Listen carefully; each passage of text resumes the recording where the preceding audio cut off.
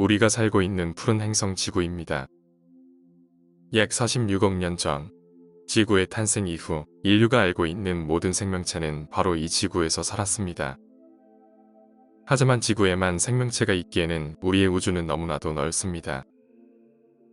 우리 은하에만 태양과 같은 별이 수천억 해가 있고, 관측 가능한 우주에는 또다시 수천억 개의 은하가 존재하고 있습니다. 지구가 아닌 다른 곳에 생명체가 있을 것이라고 생각하는 것은 어쩌면 당연한 일입니다. 따라서 지구 바깥에서 생명체를 찾는 일은 수많은 과학자들의 가장 큰 목표 중 하나라고 할 수 있습니다. 지금부터 과학자들이 외계 생명체를 어떤 방법으로 찾고 있는지 알아보도록 하겠습니다.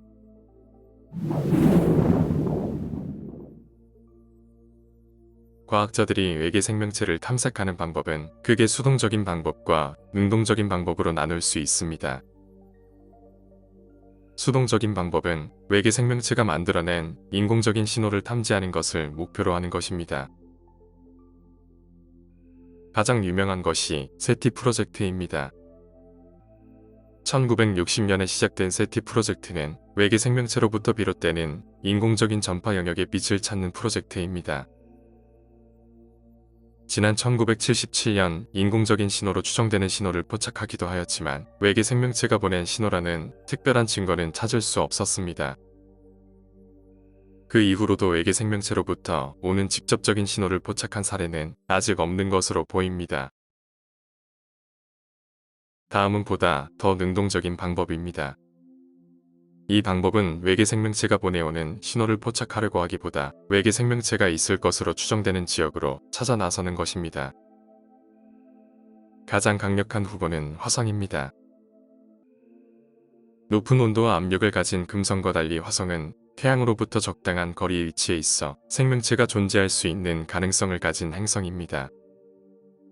화성에서 생명체의 흔적을 찾기 위해 큐리오시티, 퍼서비어런스 등의 탐사선이 화성에 착륙하여 임무를 수행 중에 있습니다. 화성 이외의 지역에서 생명체가 존재할 수 있을 것으로 생각되는 지역은 바로 목성의 위성 중 하나인 유로파입니다.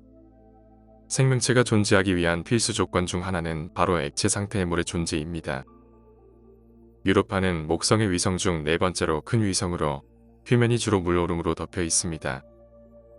가장 흥미로운 점 중 하나는 유로파 표면의 물오름 아래 액체 상태의 바다가 존재할 것으로 예측된다는 것입니다. 만약 액체 상태의 바다가 생명체가 거주할 수 있는 조건이라면 이곳에 인류가 아직 미처 발견하지 못한 외계 생명의 흔적이 남아있을 수 있습니다. 이 흥미로운 위성 유로파에서 생명의 흔적을 찾기 위해 미국 항공우주국 나사는 우주탐사선 유로파 클리퍼를 계획하고 있습니다. 나사는 올해 10월에 유로파 클리퍼를 발사할 예정이며 이 탐사선이 목성의 궤도에 안착하는 것은 2030년 4월이 될 것입니다. 유로파 이외에도 토성의 위성인 타이탄과 엔셀라두스 역시 액체 상태의 물이 존재할 것이라 예상되는 태양계의 지역입니다. 과학자들은 태양계 너머에서도 외계 생명의 흔적을 찾기 위해 노력하고 있습니다. 태양계 바깥에서 외계 생명체를 찾기 위해 먼저 해야 하는 일은 생명체가 살 수 있을 만한 행성을 찾는 일입니다. 태양이 아닌 다른 별 주위를 돌고 있는 행성을 외계 행성이라고 합니다. 외계 행성은 매우 작고 어둡기 때문에 이곳에서 외계 생명체를 발견하는 것은 커녕 외계 행성 자체를 발견하는 일 역시 매우 어려운 일입니다.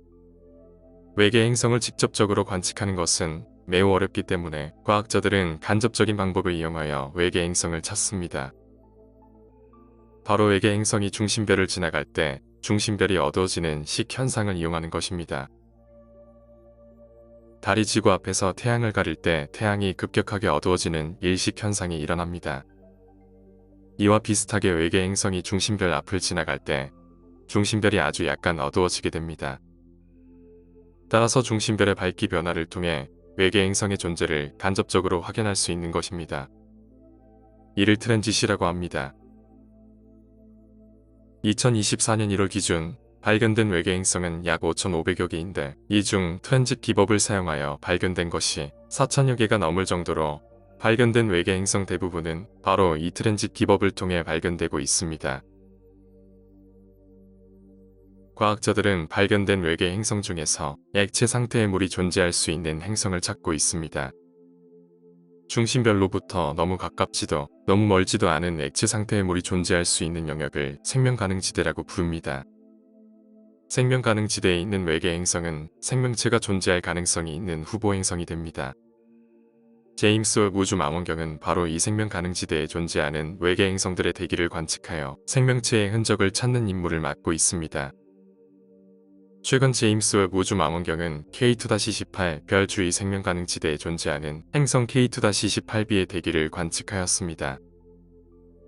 이 행성의 대기에서는 놀랍게도 풍부한 이산화탄소와 메탄이 발견되었는데, 이는 이 행성의 대기 아래 물로 이루어진 바다가 있을 가능성을 시사합니다. 인류가 우주에 대해 더욱더 많은 것을 알게 될수록 우리의 우주는 너무나도 크고 넓으며 지구는 아주 작은 먼지에 불과함을 알게 되었습니다. 하지만 이 방대한 우주 안에서 생명을 찾는 일은 매우 어려운 일이며, 이는 역으로 우리의 지구가 얼마나 특별한 존재인지 깨닫게 해줍니다. 과학자들은 계속해서 이 드넓은 우주에서 또 다른 생명을 찾기 위해 노력할 것입니다. 과연 지구 바깥에서 다른 생명의 씨앗을 발견할 수 있을까요?